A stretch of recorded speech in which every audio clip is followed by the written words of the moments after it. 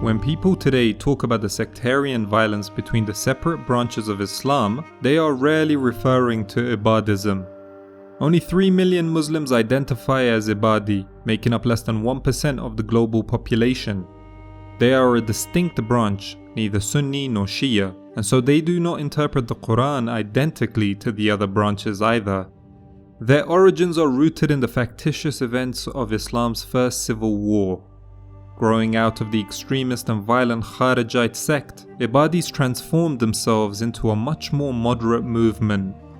In fact, these days, even as the modern Islamic world's relationship grows more volatile both with the West and within itself, the Ibadis do not often contribute to this debate.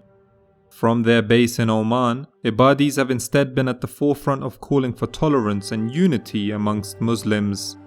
How did this change happen? What distinguishes Ibadis from other Muslims, and are these differences significant? Today, we will explore the history of Islamic fracture by exploring Ibadism.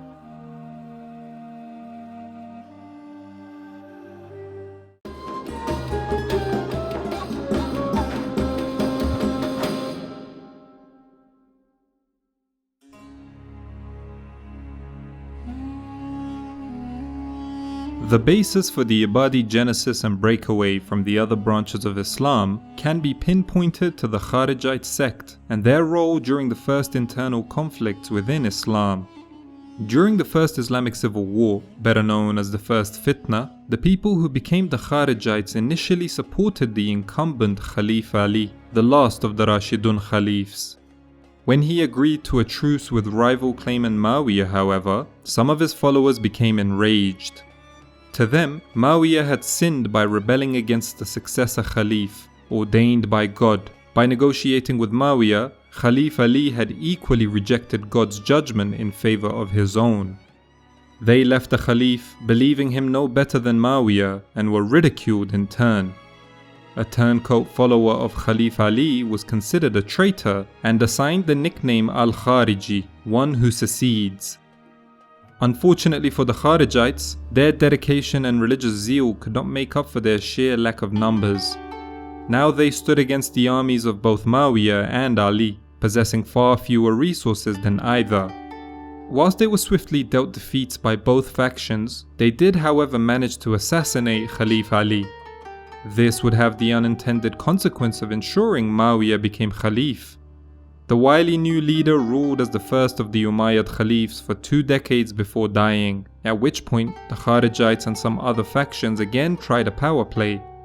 The Umayyads reasserted themselves as supreme Islamic religious and political authorities, with their victory in the second fitna, soundly subduing the Kharijites. The remaining Kharijites were defeated and divided. Followers such as Abdullah ibn Abbad, the namesake of the sect, and Jabir ibn Zayd, one of Ibadism's most revered figures, had both become disillusioned with traditional Kharijite rigidity. Believing strongly in redemption and a more personal relationship with God, they forged a new path that offered flexibility hitherto unprecedented in Islam. This was the first Islamic divergence. Ibadism was born. The most significant distinction between Ibadism and other branches of Islam was more political than theological. Jabir ibn Zayd, appointed in secret as the first Ibadi Imam, altogether rejected the notion of a Khilafah. Not believing it necessary for one ruler to represent all Muslims in the world, he and his followers likewise encouraged Ibadi communities to elect their own Imams.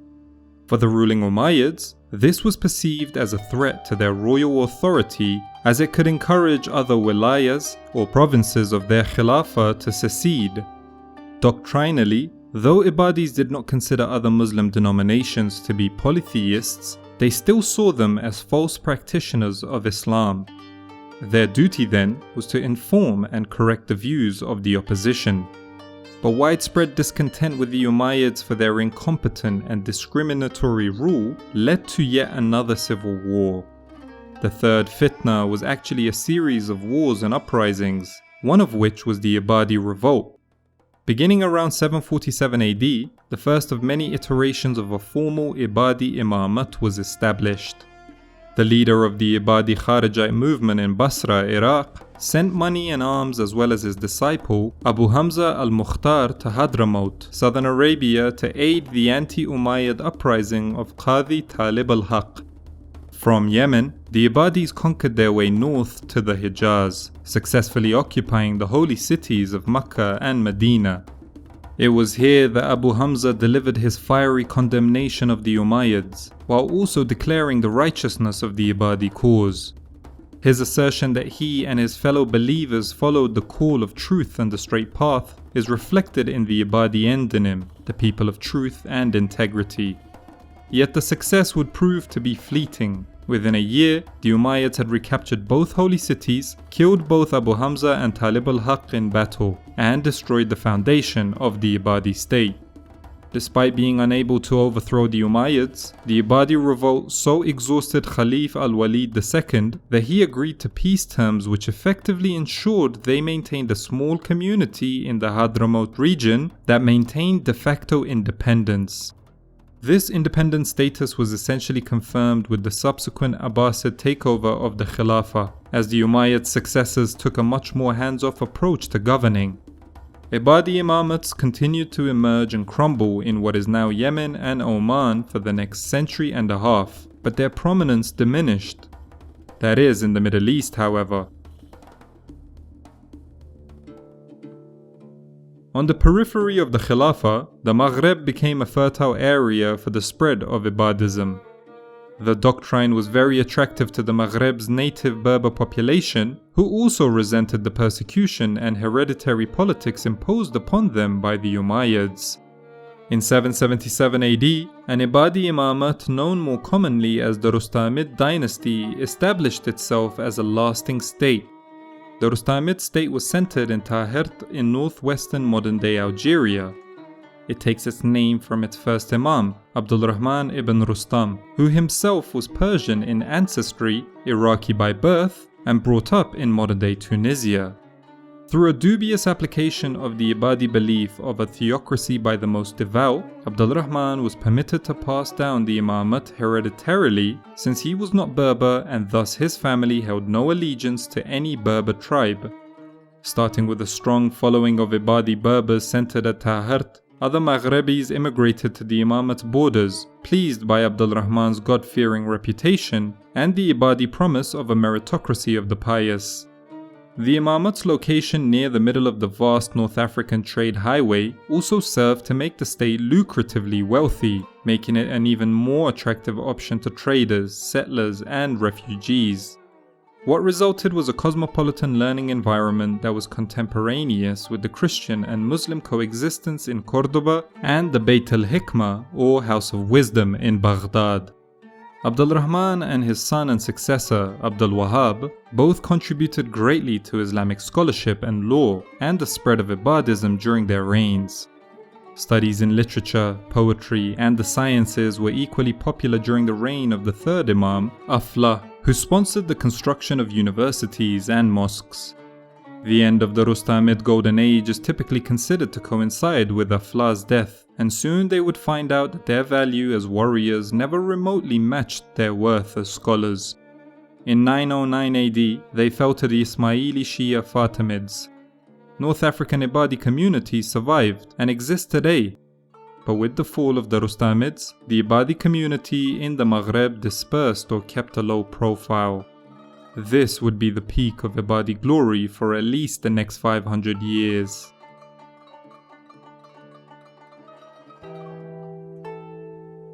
Ibadi growth largely stagnated at this time. They were not idle though. Ibadi communities still existed outside of Rustamid territory, and even communities that were established due to the direct or indirect influence of Rustamid trade outlived the dynasty itself. Areas in modern-day Spain, Sicily, and even Mali, all places that once maintained correspondence with the Rustamid Imams, housed notable Ibadi communities by 1200 AD, long after the Rustamid fall. Ibadism, even more so than other religions, may have especially benefited from passive cultural diffusion via trade. After all, the doctrine that eschews the rigid Khalif system in favor of a relationship with God chosen by the community probably piqued the interests of peoples. This was especially the case on the frontiers of the Muslim world, where orthodoxy was often shunned in favor of heterodoxy. Nevertheless, without a consistent outreach effort spearheaded by a commanding central force, population figures in these isolated Ibadi communities did not grow, but dwindled.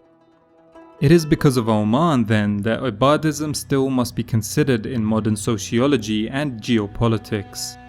Jabir ibn Zayd's homeland of Oman had served as a stronghold of Ibadi devotion since the Islamic divergence, but attempts at establishing Ibadi Imamates in Oman struggled to garner and maintain power. Indigenous Arabs were able to expel their Seljuk Turkic suzerains in 1154 AD and establish an independent state, but its influence was limited and the notion of an Ibadi Imamate was becoming increasingly antiquated. The role of Ibadism in Omani state and regional politics regained momentum again in 1624 AD, nearly a millennium after the establishment of the sect. That year, in the wake of a succession crisis, an assembly of Omanis unanimously elected Nasir bin Murshad as Imam of Oman. After asserting control over the Omani interior, which had effectively been independent from the affairs of Nasir's coast-bound predecessors and was by now equally Sunni and Ibadi, he brought the divided Omanis together in an effort to expel the new Portuguese occupants. The Portuguese were reputable traders, missionaries, and colonizers in the region, and not long removed from their imperial zenith, but Nasir led the disparate Omanis through the beginning of a reclamation movement that would ultimately span decades. Upon his death in 1649, a convention of Ibadi notables named his cousin Sultan bin Saif as the next Imam. The second Imam of Oman catapulted Oman from an unassuming polity to one of the most influential trading powers in the Indian Ocean. He likewise was a generous leader, bringing unprecedented wealth and stability to the Omani people, expanding upon the state's irrigation systems, and was said to be humble with the people.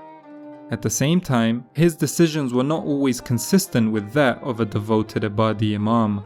Just as wealth brought prosperity to the people of Oman, it introduced the temptation of luxury to the modest Omani Imam. Worse still, he bequeathed his status and power to his son upon his death, thus making the Imamate a heritable title as opposed to the responsibility granted to the most pious. Essentially, the Ibadi Imam was henceforth an Imam in name only. Ironically, Sultan bin Saif's decision to prioritize the Omani Empire instead of the Imamate may even be the most important part of his legacy as an Ibadi Imam. When Sultan became Imam, Ibadism in Oman was still recovering from a decline in influence and followers that had lasted for centuries, with adherents divided. The only reliable common ground was a universal disdain for Portugal, whose record of commercial oppression, brutality, and a hatred of Islam distinct even amongst European Christians served as an existential threat to the Ibadi community. Sultan decisively expelled the Portuguese from Oman before taking the offensive, briefly occupying Portuguese East Africa. This expansionist precedent was further explored by Sultan's son, Saif, who conquered Portuguese territories in East Africa in earnest and encouraged Omani settlement in Zanzibar, where an Ibadi community still remains. Sultan's aggressive moves to eliminate the Portuguese threat and repurpose their colonial possessions guaranteed a strong Omani state that could defend the existence of an Ibadi community, even if not run by an Ibadi theocracy. At the peak of its power in the first half of the 19th century, the Omani Empire encompassed Oman, parts of southern Iran, some of Baluchistan in modern-day Pakistan, and a large strip of coastline in East Africa. Its powerful navy allowed it to remain a key power in the western Indian Ocean. Today, the Ibadi population, though small, is robust and not at risk. That may not have been the case without a strong Omani state.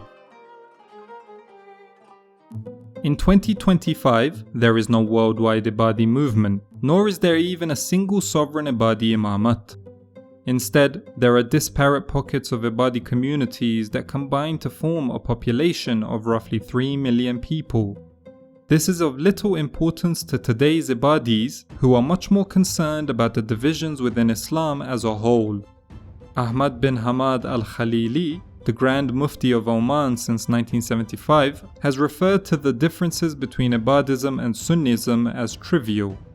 His calls for Islamic unity has seen him take bold stances, such as his unequivocal approval of the Taliban's victory in Afghanistan in 2021, or his recent congratulations to the Houthis after they bombed Ben Gurion Airport. Whether one considers the Grand Mufti's assessments as just or repulsive, there is something fascinating in the irony. The head of the first Islamic sect to diverge from orthodoxy is unequivocal in his belief of Islamic unity against outside influence.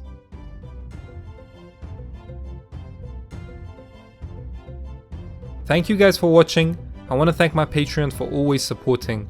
If you want to financially support Hikmah History, there's a link to my Patreon in the description to this video. Until next time, peace!